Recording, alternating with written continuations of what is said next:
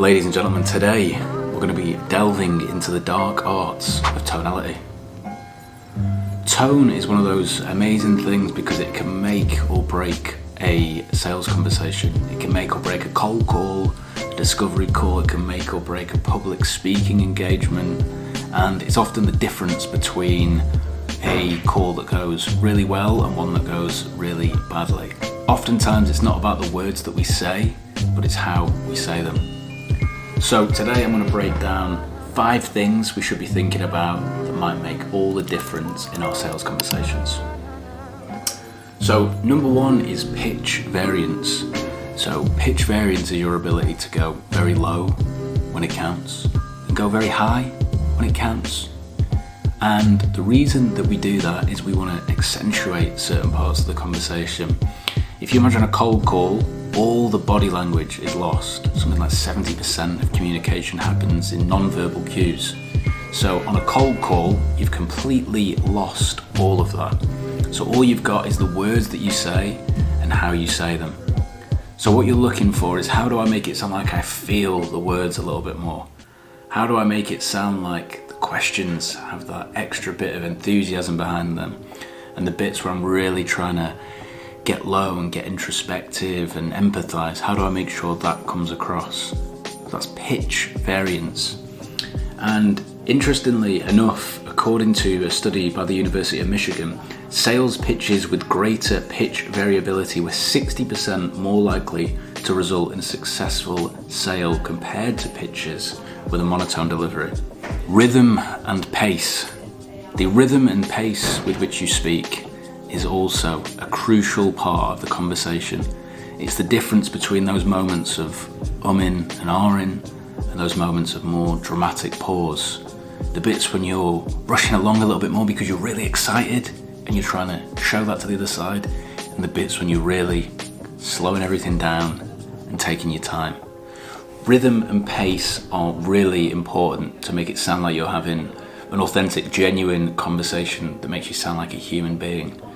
And a key takeaway from this one is talk like you actually sound. According to a survey conducted by Harvard Business Review, salespeople who spoke at a moderate pace were perceived more credible and persuasive than those who spoke too quickly or too slowly, leading to a 30% increase in sales conversation rates. It's a real sweet spot. What we're trying to do is sound like an actual human being. And human beings tend to talk in really colourful ways. They tend to be great at telling stories. They tend to be great when they're talking passionately about something. So what we're trying to do is use all those parts. We're not trying to speed up because we're nervous, and we're not trying to slow down because we're overdoing it. We're trying to get it right in the middle and get that rhythm and pace bang on. Number 3, we'll be talking about volume control. So volume control is a really interesting one. If we talk very loudly and very powerfully, people are obviously going to want to listen. But even more important, if you think of a cold call setting, when we lower our voice and we ask a thought-provoking question, when we say, how long has this been going on for? What happens is the person on the other end of the phone leans in. They have to listen a little bit harder. When they have to listen a little bit harder, they tend to be more engaged. So volume is one of those great things. Just like a musician, you want to be playing with volume and volume control. Number 4, we're talking about vocal quality. So vocal quality is your ability to add depth and resonance and clarity, and make sure that you're not tripping over words, you're speaking clearly, you're articulating when it counts. And this is one that comes with practice. Perhaps there's local isms to this as well, so colloquialisms. There's certain words that you would say.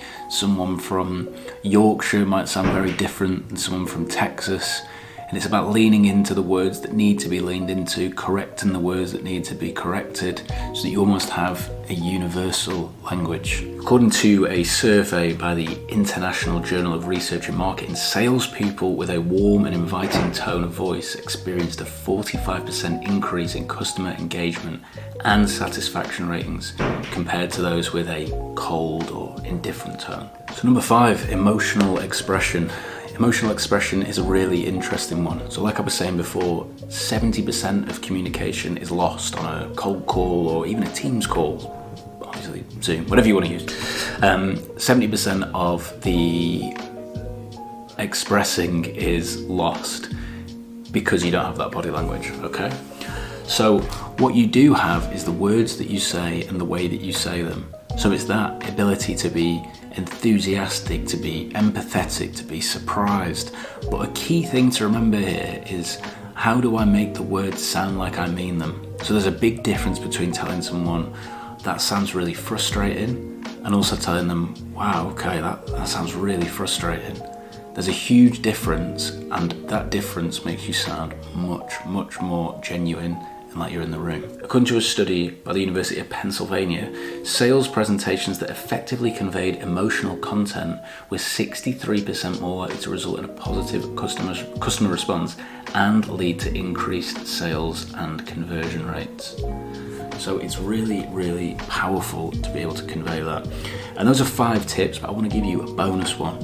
When you're thinking about tone, when you're thinking about the words that you say, when you're building scripts, when you're asking questions, what you want to ask yourself is, does it pass the pub test? Could I talk like that with one of my friends in the pub without them looking at me funny and saying, why are you talking to me like that? Why are you saying that? And if it can pass the pub test, it'll definitely pass the sales test. So there it is, tonality.